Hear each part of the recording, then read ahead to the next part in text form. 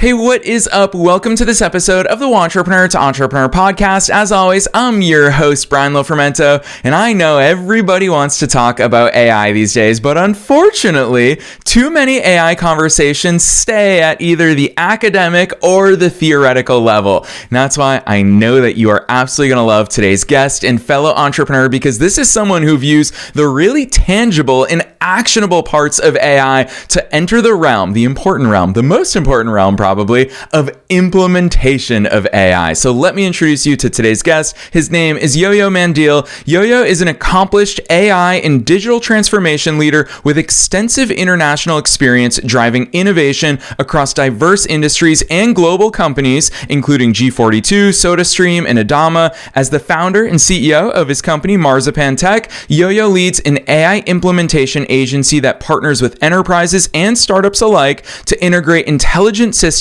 into their operations, transforming data into business value and accelerating digital transformation. Gosh, is that not a goal that every single one of us has? With a strong background in managing large-scale technology initiatives and fostering AI adoption in complex organizational environments, Yoyo brings a strategic, results-oriented approach to bridging the gap between business goals and cutting-edge AI solutions. In a world where AI is evolving every single week, it feels like this is the conversation that we need to have, and we're joined by an incredible leader in the space, so I'm not going to say anything else. Let's dive straight into my interview with Yoyo Mandeel.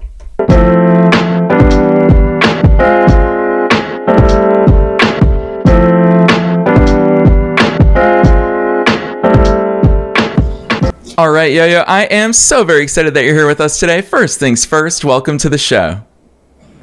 Thank you. Thank you for having me. Heck yes. I think this is such an important conversation that we're going to have on the air today, because there's a lot of ways we could go when it comes to talking about AI, but you're really pushing the envelope forward in the business world for real life implementation. So before we geek out about that stuff too much, you've got to take us beyond the bio. Who's Yoyo? How'd you start doing all these cool things? So I started my journey in technology back in the old days, where from all kind of elements in Israel, and as a startup nation. And I, for a period, I thought that I will not be doing technology. So I studied law. I clerked at the Israeli Supreme Court. I worked at the Prime Minister's office. But then I realized that my real passion is for technology and creation of new things. And I took upon myself a mission of managing technology in places where technology was not the core. So unlike many of my friends who went into industries like fintech or cyber, where tech is the business, I decided that I want to see management, I want to see operations that are non-techy, but think how technology can leverage them. And throughout the last 20 years, I've been managing the technology and innovation and digital units of international companies such as Adama. It's a $6 billion company in Israel, owned by a Chinese state-owned company, managing $6 billion of agricultural products. And then I worked for SodaStream, managing their e-commerce. I was a CEO of a startup that did education technology, helping schools better evaluate and plan their learning. And in the last 3 years before moving to the US, I worked in G42, which is a government entity in UAE that sells to other governments digital and technology on a large scale.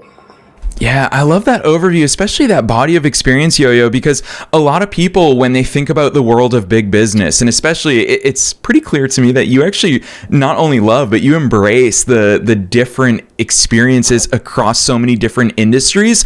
A lot of people think that these things are so different, but oftentimes I find that people such as yourself start to see those patterns and those similarities and those universal truths behind business, even though you've worked across different business sizes, different industries. What are some of those patterns that you picked up along the way that really set you up for obviously what you're doing with Marzipan today? So you're totally right. And I think this pattern is that people, a lot of businesses think that and used to think that if their business is non-technology, so if they're selling retail, then maybe, well, they can use an ERP or they can use a CRM, but they don't understand that it's not just about integrating third parties. Technology is a way of thinking. It's about finding patterns within your business. It's about being able to optimize and customize your needs. And this is a privilege that in the past it was only for large organizations because of the cost of technology. And even those organizations were very hesitant on how much they could develop and do themselves. And today this is something that's totally changing. And the pattern that I'm following is the pattern that shows how development and customization of technology is becoming more and more customizable. So if we're talking about it in the past, it would be technology companies that would be able to do that. Then it became large, like Coca-Cola, or in my case it would be SodaStream or Adama, or maybe big governments that basically employed and managed with their own developers. And today, with generative AI coming into power and the agentic SDLC, software development lifecycle, we see that even smaller companies with revenues of $5 or $10 million can have their own programmers and their own tech teams. And in the future, I believe every business will be a digital business. And that's a pattern that I'm confident, and actually I'm betting all my career on this. Yeah, I think it's so fascinating. I read an article the other day about the fact that we are approaching the point. We've obviously in the past seen all of a sudden solopreneurs. One person can start a 7-figure business, but now we're approaching that point thanks to AI that they believe, and I believe it's going to happen sooner rather than later. One person can start a unicorn company, a $1 billion company from the powers of just one person, but obviously complemented by the technology. You've been in this space and you've been paying attention to this space for a long time. Yoyo, I've got to ask you, how far along are we in the world of AI? What's the conversations that you're hearing? And then with that visionary hat on, clearly you as a CEO and founder, you have that visionary hat. What are you paying attention to where we are today and where we're going tomorrow? So if I refer to what you said, there are two elements. Everybody's talking about this solo entrepreneur who will be building his the $1 billion unicorn. I agree. That's one element, because technology is become so accessible and so fast to deploy. That will happen, and it's in some ways you can say that you can see all those startups. What we see less, and this is where Marzipan and myself are focusing, that's my vision, and this is why I came to the US to bring this vision to the most advanced market in the world, is the other side of it. And this one is that think about a grocery store, think about a moving company, think about any retail or real estate company that is in the next couple of years, it's going to have its own developers, it's going to have its own product managers, and they're going to develop their own proprietary software. So every manager, even if he never managed technology, in the next couple of years will have to adopt it and will have to manage technology the same way he's managing legal aspects in his company, the same way he's managing accounting in his company, the same way he's managing marketing in his company. He will need to manage proprietary customized software, and it will only cost him a fraction of what it used to cost. Yeah, and that's an important point. Obviously, there's a lot of parallels being drawn between where we are today with AI and obviously the advent of the internet, which sounds like such a historic thing, but that was really in our lifetimes. Like, we saw every business these days has to have a website. If you don't have a website, you're not visible to customers worldwide and even in your local communities. That's what I really appreciate about your emphasis on AI, is this drills down to our local grocery store. And it's so cool seeing that vision, which I've got to ask you. Obviously, you've been in the space for so long, but somewhere along the way you said it's not enough for me to just be in this space. I want to start my own company. I want to start my own agency that is leading the charge here. Introduce us to Marzipan Technology, because I also love your familial ties that play into your branding as well. Thank you. So Yes, it's. I've been doing it for many years as a corporate person. I was working in very big companies, as I mentioned, Adama, SodaStream, G42. It's the largest big data and analytics company at the United Arab Emirates, working directly with the royal family of Abu Dhabi, and bringing technology into governments. But at some point, I realized that the opportunity lies not in the big businesses, because in the big businesses you have Palantir, you have IBM, Accenture, and many others that are working, but nobody is giving access, or nobody is making technology accessible to the smaller, to the medium businesses, and nobody is talking like there is this like. If you're small, or if you're in traditional industry, manufacturing or real estate, then technology is not for you. And I'm against this. Again, I'm generalizing, but I believe that we shouldn't be condescending on traditional industries, and I see it as an opportunity. And I want to focus my company on those traditional industries. And for this reason, I raised money. I established a company that is doing it and focusing on services and product development for traditional industries. Nexty is focusing on it, and Marzipan is combining it, and those two companies are really my babies, and we take this underserved section of the market that currently, as funny as it seems, everybody's talking about AI, but nobody is really working on offering agency and professional services that are focusing on AI for those segments of small traditional industry companies. Yeah, I want to go deeper there because some people, I personally love your use of that term underserved. I think that as entrepreneurs and as problem solvers, I think we need to think about underserved communities in so many different ways. And you bring that global, that cultural approach to this. And I would argue a deeper appreciation of those underserved communities. And with regards to that, though, I would imagine that a critic might say, well, isn't it because those underserved communities are slower moving? You and I have both talked about how many tech companies are fully embracing AI already. Your local grocer might be intimidated by it. Or, Yoyo, I wonder in your conversations if these local grocery store owners and all the other non-tech industries are saying, I don't have time for that. Like, everybody's talking about AI, but I'm just focusing on what it is that I do here in my local community. Do you think they're ready? Obviously, you're in this sphere pushing that envelope and you're helping them to be ready and to start implementing, but what's the natural feeling in the market right now? So you're touching a very good point, and it's actually, I learned already in the last year that I've been working on the AI implementation agency concept. At first, I was approaching those traditional industries, underserved, as we talked about, and I would tell them, look, there's an amazing element. It's called agentic SDLC, and they would tell me what, and I would tell them, look, those are, you're taking prompts and you're wrapping them, and instead of doing a back end, you do orchestration of prompts with guardrails, and you create a hierarchy, and there are amazing tools that you integrate, LangChain, and we work with LangFuse and Vellum, and you know, I was so excited about it, going with them tech, and most of them at that point I just lost them, and there was no ability to even recover. And then I realized that what I need to come to them is exactly what I learned in my last 20 years working with non-tech companies. I need to talk to them directly about the value, and what I'm offering today, and this is what our focus in Marzipan is, we talk to companies and we tell them only one question. Tell me, what is the task that you hate most about your business? And you will be amazed. I mean, people are telling me what I hate the most is getting invoices from my suppliers.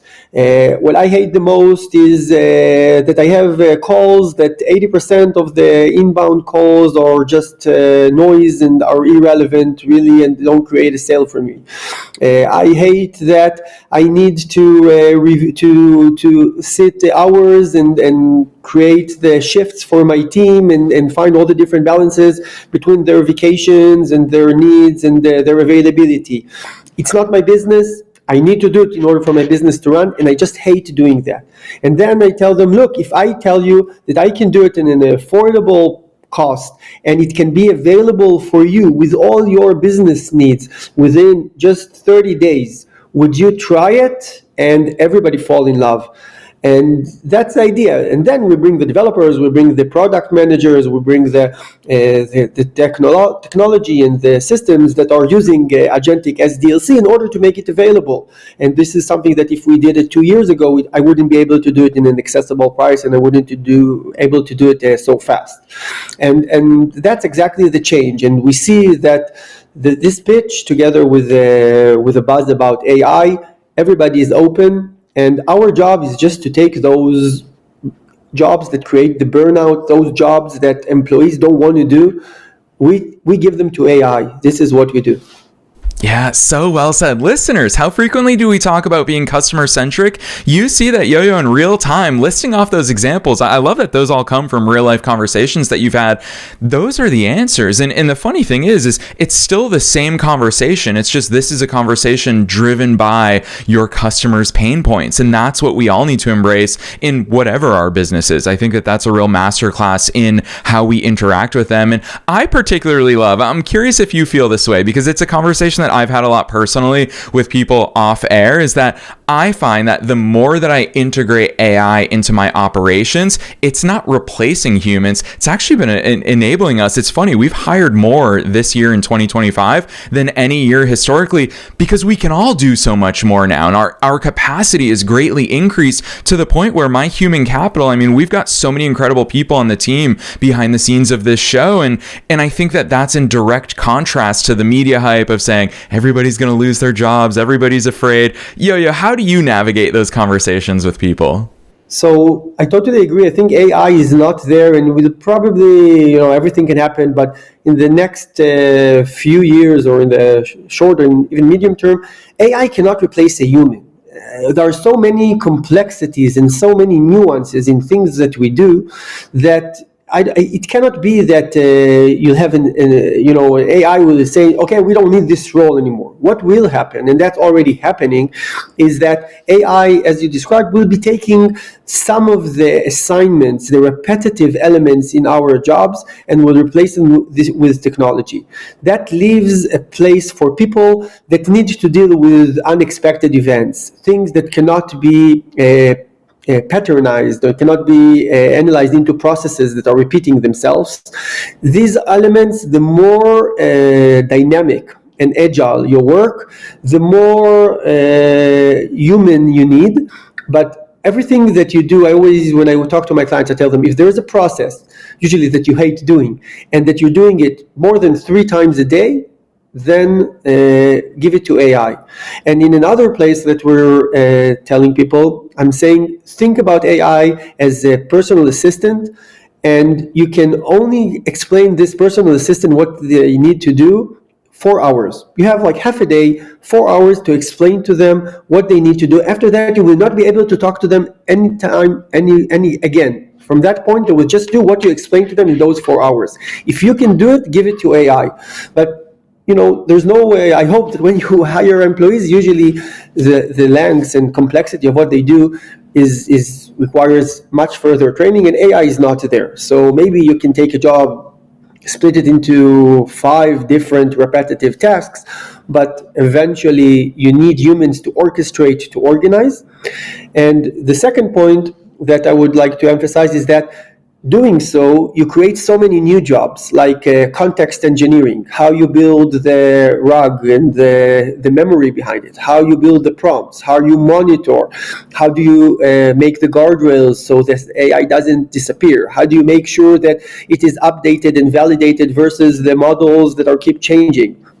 So there are so many new jobs that are being created that you just need to find the path into this new era.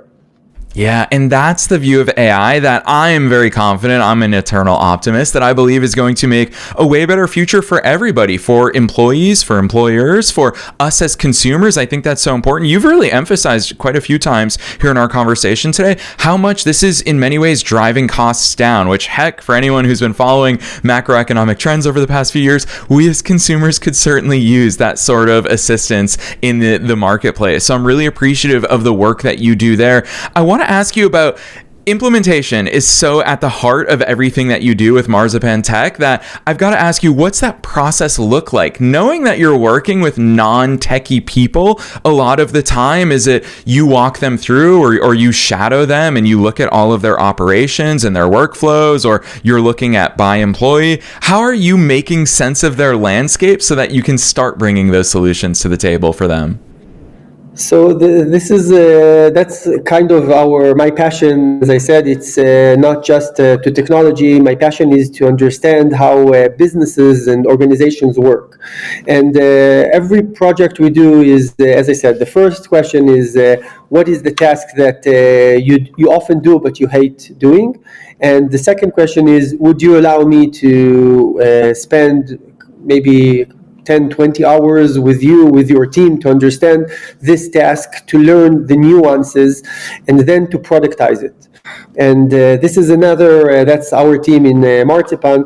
We have people who are kind of engineers, in the sense that they are able to take every business process that people think that it's not a product. So, as I said, for instance, invoices or customer lead qualification, or we work with a call center and they have a process where at the end of every shift they need to listen randomly to some of the calls and rate their representatives. So we create a tool that extracts the recordings and then creates a logic of how to grade the different call, and then gives comments what is important for the manager after interviewing the manager. And we create some kind of an app to it, so an app feels so they get like an automatic report, and we create priorities for the manager to see. And within just 20-30 hours, we took their process that they have been doing for the last 10 years almost manually with a lot of documentation, and we turned it into a tech product that is customized exactly to the things that they care about and that are important for them in their specific business and their specific circumstances. And that's our passion, and I see it in everything I do in life. I think, okay, this could be a product, this could be a product, this could be a product. And that's our biggest value that we bring to those customers. Yeah, I love that perspective, Yoyo. It's really cool. I want to step back because hearing how much you light up when you talk about these things, I'm super curious what your executive time looks like. And I don't know if you carve out executive time weekly or monthly or quarterly, but when you take a step back and you think about not only the industry at large, not only the customers that you serve, but when you also think about your business, your team that you're growing, your vision for what you want Marzipan Tech to be, what does that look like? What questions are you asking yourself? What sort of timeline are you looking at? How are you deciding on what to focus on? Because I feel like you just said one of those entrepreneurial truths is that every time we see something, we get ideas, and we have no shortage of ideas. But of course, we have to manage those ideas. So what does that executive time look like for you? So my executive time is exactly what I'm offering to my clients. I'm looking internally into my team and I'm saying, is this what we're doing here? Is this was just a one-time off experience that we are agile enough to respond, or is this something I can turn into a process? And if I can turn this into a process, then I have to make a decision if I need to turn this into a process where it's just about procedures and protocols internally, and then who is responsible and owner to manage this process, or if it's something that is worthwhile digitizing and turning it into even internally as a digital tool. And then the next step would be, am I using a third-party tool like an off-the-shelf CRM? Does it cover what I need? Or Is it something that we want to build internally? And all my day is that's how I look at my company. Like what do we do that was intuitive, and what we can streamline into protocols, and what we can digitize into digital tools. That's how I believe the world of business should look like, and we're implementing it internally. I have a great team that is sharing my vision and this understanding of how things need to be operated, and we're just walking this path together. A lot of brainstorming, a lot of empowerment, because a lot of processes and ideas come from the bottom up and not top down. So I really believe in initiatives and delegation, and that's my view. Yeah, I love that. I'm going to add on to this, Yoyo, because something that really caught our team's eyes when we reached out to you to invite you onto the show is we come across a lot of AI agencies in so many different realms, but yours is the very first company we've ever seen. I love the way you articulate this. AI officer as a service. And it really makes me think of the traditional C-suite. It has to change. And I would imagine this is true at the enterprise level as well as the small business level. Is we can't ignore that C-level executive role at this point of having an AI officer in our businesses. Even if we're a one-person business, we probably have to carve out time for us to step back and play that AI officer in our own companies. But talk to us about the AI officer as a service, because I picture a future, a very near-term future, where we all are leaning on that AI officer to drive that change, which ultimately, gosh, you and I could both list the benefits. Drives costs down, improves employee productivity, improves the experience for our customers. There's so many good things. Talk to us about that innovation of AI officer as a service. So it used to be in the past, there were some people who talked about CTO as a service, but it was limited. It was limited to, okay, this person helps me with my email, maybe can help me buy or manage a third party. But those traditional industries, they never thought of themselves as a digital company. And we've created this concept of AI officer as a service in order to explain and in order to make it more tangible that you're an AI. So even if you're just a real estate, or you're just a logistic company, or a manufacturing, then you are now an AI officer, because AI is available for everybody. Now, AI cannot, and this kind of change will not come bottom up totally. It needs to come top down. It needs to be part of the service. It needs to be part of the management decisions and management way of thinking. Exactly as whenever a manager makes a decision, he has legal aspects taken into his decision, and he has accounting aspects taken into his decision. He needs to think about AI and customized solutions that will be part of the decision on the corporate level. And this is how we found a way to articulate it, that AI it's not a standalone by itself. We're not just developing technology, because your business is whatever, like as I said, moving or real estate or insurance. But now you need to have AI integrated to it, because that will help you save cost, increase customer satisfaction, and improve revenue. Yeah, I love the way that you called that out, because as you said that, I was just like, yeah, no, not many of us want to work with a CTO. That is such a narrow field of view that a CTO is saying, hey, what are the technology platforms? AI officer as a service, what I'm really thinking is, yeah, I want my AI officer. I want someone like you looking at what our sales team is doing, looking at how our email systems are working, really taking charge of our behind the scenes operations, because AI can play a role in every single facet of that. And so that's such a wider in many field of view. We find ourselves that we are sitting with the clients and we're helping them just plan the budget. It's sometimes it's about prioritizing the processes they want to use AI for, planning the budget, and thinking within the organizational structure who would be the champion who can lead it on a day-to-day basis, and then bringing the developers and the project management is the easy part. And therefore we see it as an AI officer, because it's everywhere.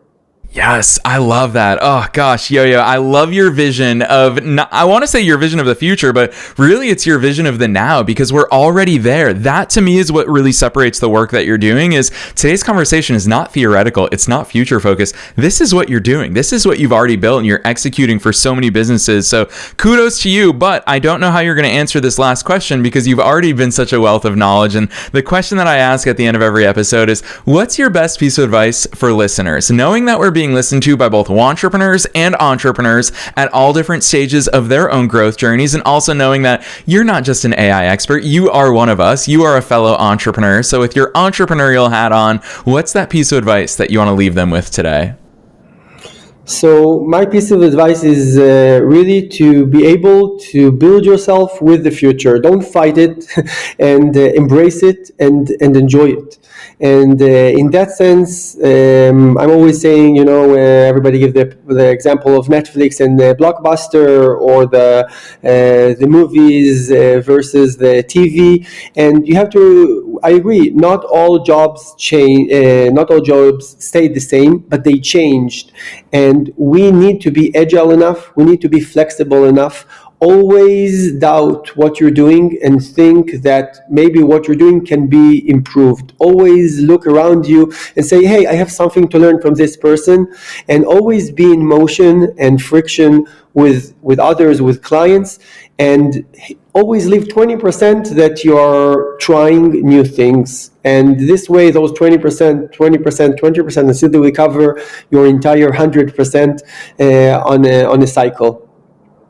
Yes, I love that advice. I'll tell you what, as someone who asks that question 7 days a week, it's not often that I hear an answer that makes me go, yeah, that's different. That's very insightful. But Yo-Yo, you absolutely nailed it there, which is no surprise to me. You used the word a little bit earlier about who's the champion inside of our businesses. And you are a champion for so many businesses that you get to touch and serve and impact. And I'm really appreciative that you've come here on the air to do that with our listeners all around the world. And I know that they're going to be excited to check out your work in greater detail. So Yo-Yo, drop those links on us for listeners who want to find you and Marzipan Tech online. Where should they go from here?